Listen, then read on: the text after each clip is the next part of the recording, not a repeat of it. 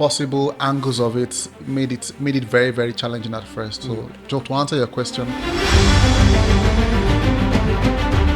So in terms of this non-linearity and these things, how important do you think is it to still establish workflows? If you really want to scale something, you need to introduce standards.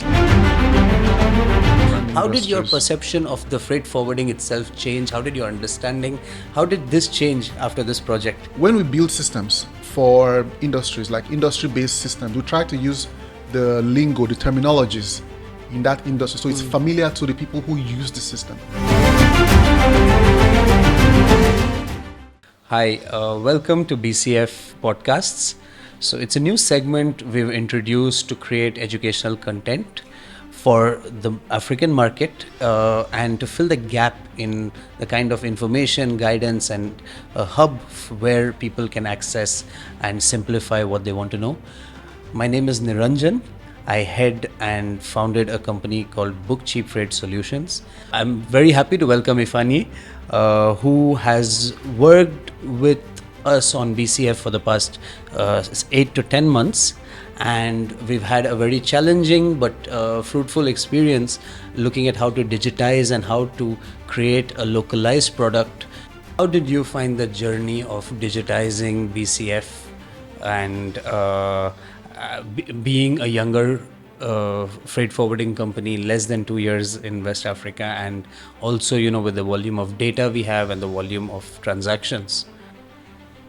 I don't know how to put it. It was stressful at first, right? But I mean, looking at the amount of data, so the trap is, it starts off as a small company just starting, but then when we sat down to look at the operations of it and the problems and the complaints from the few team members that were around, one of the biggest challenges was how to kind of fuse all that, bring software into all of that mix, because the freight as a business, everything wasn't as straightforward as you would expect. This happens, then this happens, then this happens. Sometimes this happens first, then this happens. Sure, it's a non-linear. It's not linear. Right. So trying to capture all possible angles of it made it very, very challenging at first. So just to answer your question, it was technically stressful at first. Generally, logistics is slightly non-linear, even though it's a regulated process. And most of the processes are by the book. There's still a lot of non-linearity because of trucks breaking down and challenges in different aspects, vessels blanking ports and so many other aspects. So in terms of this non-linearity and these things, how important do you think is it to still establish workflows? So I always say that if you want to scale something, if you really want to scale something, you need to introduce standards, like repeatable processes. So like I said earlier, with the challenges that we had, is no matter how non-linear the processes in freight are, we have to always try to bring it towards a repeatable process. Otherwise, you find yourself depending on a particular person or a particular Excel sheet that only one person knows where everything is. Getting reports will be very, very difficult, because sometimes someone has to prepare the report every single time. Reporting, like I always say, is one click. If we set up a system properly, you should be able to just click a button and then see any kind of report that you want to see. So it's always very important to bring to systemize things, establish a process. At the very least, let's establish what the process should be. So what are the modules that you felt were the most impactful to BCF in the past 1 year of implementation? So I don't know if I can be a little technical, Sure. a little technical here. Sure, I think we're here to educate. All right. people, So there are four major aspects that makes any software worth its while, right? And in bringing BCF a solution, right? And I have to use the word solution, even though we're trying to build a software, but if the software is not going to solve the problem, then it cannot really be a solution. So some of the two things were very key for us, right? The models for tracking different data points, and then the workflows that are attached to that model, right? So some of the key models there would be the everything. So we didn't invent any new process, right? We just modeled everything you guys were already doing. So from the bookings, tracking of the bookings, tracking of the freights, not freights are the bookings, tracking of the haulage records, tracking the custom clearances, customs clearance or clearance processes, right? Having all the port locations in the system, having like a port master, having like a user master. In fact, one of the most important modules really is the users' roles and permissions, because it's a quick way to scatter the entire system when you don't restrict what users can do, within the system. Tracking your customers and their various warehouse locations within the system, having their addresses, phone numbers of the managers, stuff like that inside of the system. Sure. Tracking the trucks, it was one of the very smart things that we did inside of that system. Having like trucks with the driver number, plate number in a way that management. Yes, anybody can come into the system and just look at it. Removing the human process from asking a person for an update, right? Asking people for updates, sure. Right? And also removing the human process from getting data from like the shipping line portals. So we introduced like robotics process that would go into those portals, sure, and get that data right, and input them into the system that we built. So what now? One of the I think one of the aspects about this project we did also was that your dad was a freight forwarder. Yes. I grew up a freight forwarding child. Exactly. So you grew up listening to freight forwarding. You grew up listening to these aspects. So how did your perception change? Because you've been digitizing and creating automation solutions for so many different companies, from retail to so many different other segments. Different How industries. did your perception of the freight forwarding itself change? How did your understanding? How did this change after this project compared to what you grew up around?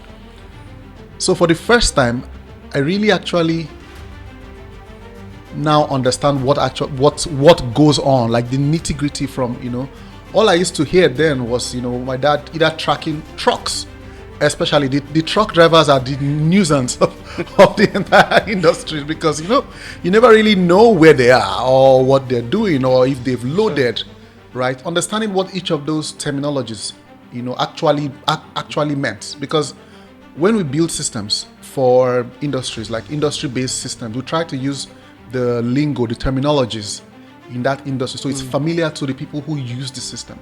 So coming from I've worked in lots of different industries, right? And with every new industry we work in, it's very good. So having those childhood memories of, this thing my dad always said, this is actually what happens.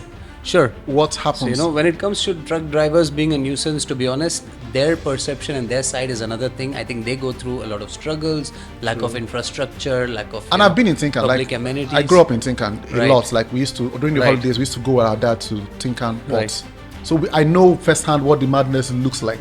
Sure.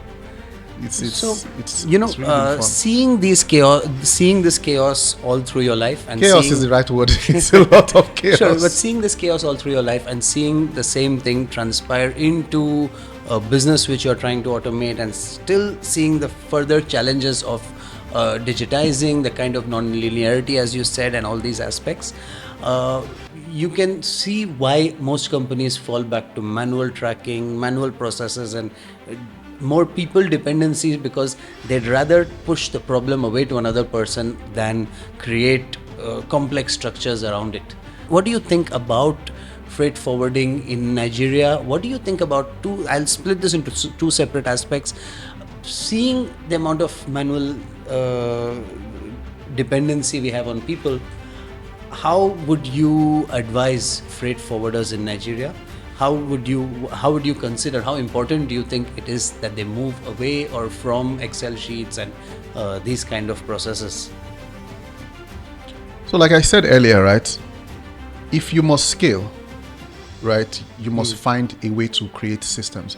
I think a major challenge most companies have had is not for lack of trying, but when you're looking for like an off-the-shelf system to solve a a problem as chaotic as it is in freight, right, you're going to keep failing continually, because you can't just pick something that was built in another terrain, another country, another system, and brings, even within Nigeria, there's how it should work, and then there's what happens. And how you organize your company, your organogram itself might understand? be different A to B. Sure. Why we've succeeded here is because we have looked at your exact operation, right? We've looked at what should be, but also take into consideration what happens, and being able to mold all of that into a system that works not just for your industry but works for your company. I think is where the victory is, where we actually had the victory for the entire industry. I'd really advise for freight forwarding companies to sit down with somebody like me, myself, Sure. right, who understands, or a team that understands how to create an architecture, right, a process-driven team. Because if the process is right and the architecture is wrong, the system will fail, right? If the architecture is right and the process is wrong, it will also fail. Software cannot solve bad processes and cannot solve Exactly. Software absolutely. cannot deal with bad process incompetence. problems. Absolutely. So we have to face each of them squarely. And if you remember, after we had sat for lots of sessions, we still had to bring your team into Sure. it. We had to have sessions with your team. The guys are actually the process owners. the process owners, Correct. right? Because if you build the system outside of them, then it will still fall flat, no matter how good the system is. I'd advise freight forwarders in Nigeria to try and get their own custom solution built for them.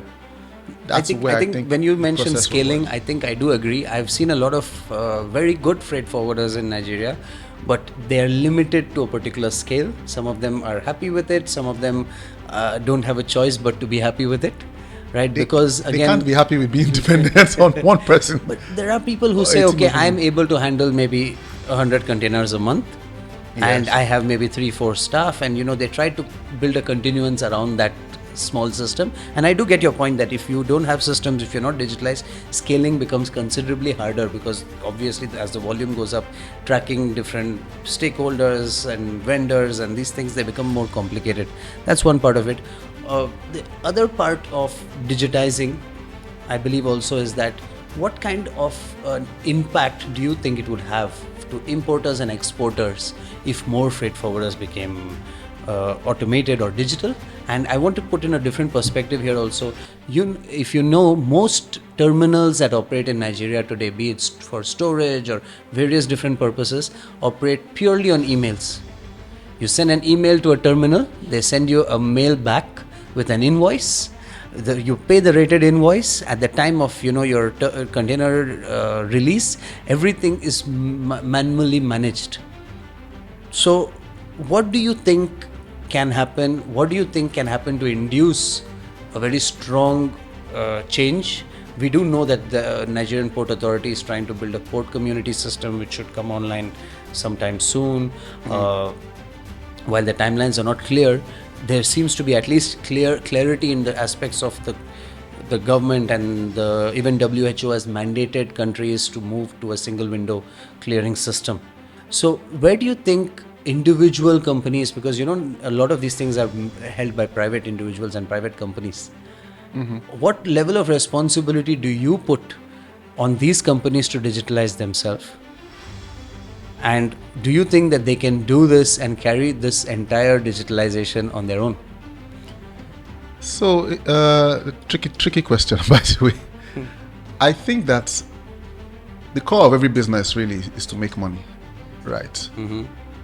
If they are making money already, right, any other thing is going to be secondary. Okay. Just to start. But I think if the government goes digital, that's because when it comes to imports and exports, the one thing that's common to both is the government, right? If Sure. that government regulatory body, or the port authorities, by the government I mean the port authorities, Sure. if they go fully digital, everybody will be forced to comply. So one thing I know that is common with this industry is like vendors. So you have a trucking vendor, you have the guy that manages operations when the vessel handler, you have like different vendors, you see. Those guys have no incentive to go digital. The shipping companies, right, and the freight forwarders, like the large freight forwarding companies, won't have a choice if the port authorities or the government itself goes fully digital. Take Amazon, for instance. What Amazon has done with warehouse logistics and even stacking items in warehouses, it's brilliant. It changed that entire industry for good. Sure. So right now, people can do all sorts, from drop shipping, connecting stuff to e-commerce. Do you understand? Because of that digitization structure is what helped e-commerce to boom. And they've gotten to the point where they have even smart conveyor belts that determines where boxes would go, right? Where how particular items will fit on particular shelves based on like the space of the item, the size, or the weight of the said item. I believe that this industry will experience that change eventually. It might take time, but it will come eventually, and everybody will be forced to adapt. But if the unifying factor, which is the port authorities of the government, doesn't lead that change, it's going to be hard to make it any singular companies or group of companies' responsibility to kind of make that change. So what was the most challenging part of this project? I know this is a question you've been expecting. So what is the most challenging part of this project that's almost a year old now? Besides you? Well, including me, because I was definitely part of the Besides you unloading yes. all of your problems. Absolutely. See, because I believe that very strongly that when I give you my problems, you are giving me a single, so you are only facing my problems once. But if I don't give it to you, I face those problems every day. Repeatedly, true. So it's as simple as that. Okay, it's I would say trying to track granular data. Okay. Right. What do you mean by granular data? So take the freight module, for instance. Right. Things with this industry are not like, it's not like a four field forms. You have like 25 fields. You have like 40 fields, and the introduction of new modules. So it seems like we're trying to calm down the beast, and then after like 3 months or 4 months, the beast rises again. Like when we introduced, container-wise data, for instance. So we had like a freight system already Based working, on booking wise. based on like a booking wise. Yes. And then container-wise data comes in, right? And along with container-wise comes in like the tracking of haulage, and tracking of clearance, and then the dependency of these modules. Because again, we're trying to save the human beings a lot of time and minimize human errors to as low as we can. Right? So the most difficult part is introducing those new modules in and trying to keep things as automated as possible without like skipping a bit. It's that container-wise thing is It was quite challenging. And especially because we also try to make the status of each record change automatic by itself, based on what was filled in the form and what was not filled. Do you understand? Sure. We were pulling data from almost 12-15 different sources and tying everything together. In fact, that was tricky. Yes. So we could not achieve that container-wise tracking till we were able to automate pulling the container data in. Yes. Because it is impossible for us to handle 600, 700 rows of data manually and ensure, because the moment when we're doing it officially or rather manually, we were getting errors, right? Human errors, mistakes, challenges. Absolutely. And it was not possible to keep 600 or 800 rows live every day. So there would always be maybe 200-300 that were updated today, 200-300 that were updated yesterday, and 200-300 that were not updated for 2 or 3 days. So we never had that live basis that we were able to achieve. And I think one of the biggest insights that we were able to give exporters, it was a very good value to customers, was, okay, where are my bookings? How many containers are gated in? And when are they planned for? So, this is something that we are still looking to develop further solutions. We're still And I working. think one of the interesting aspects to this project with you was that mostly through this project, we were more focused on customers and what they will get in the end. So we had a very forward approach to creating the customer portal, because we designed our backend systems also primarily as a service company, and focused on customers and what would delight them. Wonderful. Thank you for joining. I think this was a really fun conversation. I think this was maybe one of the more relaxed conversations that we've had in the last 1 year. And thank you for those endless hours and our working day and night. When I say this, I mean it literally. Different right, time till zones. 3 a.m., 4 a.m., working different time zones over the last 1 year, but still, being able to develop something. And I really believe that what you've done has been very impactful for BCF. And I think that it's also been a core factor on defining BCF as more than just a freight forwarding, but actually a digital freight platform, or a futuristic digital solution for the market. Sure. Thank you so much. Thank you very much. Wonderful.